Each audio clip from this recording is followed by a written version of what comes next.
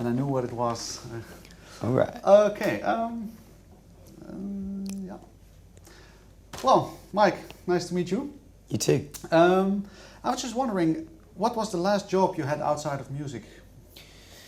The last job I had outside of music. I left school when I was young, when I was 16, and I did a few different jobs, but mainly chefing. Actually, I worked in kitchens for a few years. So I guess that was the last job I did. It was horrible. Yeah. I hated it. What was the point that you decided no more, or was there a point that you decided maybe no more jobs outside of music? Yeah, I guess when I was about 22, my management company and we started gigging a lot, and so yeah, I could leave the day job, which was fantastic, you know. Has it changed your life to not have to worry about it anymore? Of course. In what way? I think if you're trying to do music and you have to do another job, it's really hard because you're putting 50 hours of hard work a week into something else. And the last thing you want to do when you get home is sit down with a guitar and write a song. You just want to watch 24 and fall asleep, you know. So yeah. It's hard. It's really difficult. Does it take for you?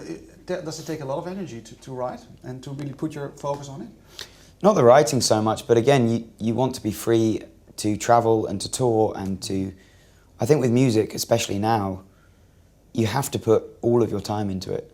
Why now? Do you think, especially? Because I guess the music industry is changing and there's more emphasis on live music, I think, especially with this genre. Mm-hmm. You have to just gig and gig and gig and gig, I think. I mean, most of the people who I know that are successful, like Ed, for example, played something crazy like 300 gigs a year until he broke, and he's still doing that many, you know. Because for you, and maybe also for Ed, but it looks like for you it comes natural to do that. But was it maybe a decision to really go and try to go down this road, or yeah, where you, because... I don't know if it's a conscious decision, you know, you just, I guess you decide to give your life to music, you know, I think that's the big decision. Mm-hmm. And once you've done that, everything else, you just follow it wherever it takes you, you know, and it can take you on quite a roundabout road. Was it a bumpy road, or yeah, was it a tough ride, so to say? Definitely. See, Passenger was a band up until about 5 years ago, and for many different reasons, the band broke up, and my manager at the time left, and the whole thing kind of fell apart. And at the same time, I broke up with my girlfriend, and I lost my house, and the whole thing was a mess. So at that point, I was really confused as to what to do. I had no money, so I started busking because I thought, you know, I just need to get some money to pay my rent or whatever. And suddenly realised that busking could actually be a really cool way of getting your music out there, you know.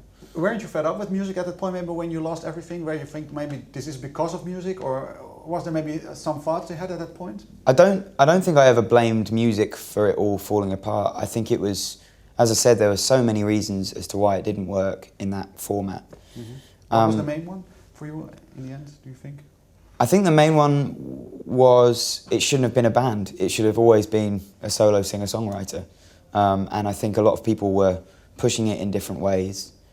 And I'm going to say this, I think a lot of the people that we were working with at the time weren't doing a great job, you know, and didn't have the right vision for how it should be. I think they were pushing it in a more pop, more commercial sense.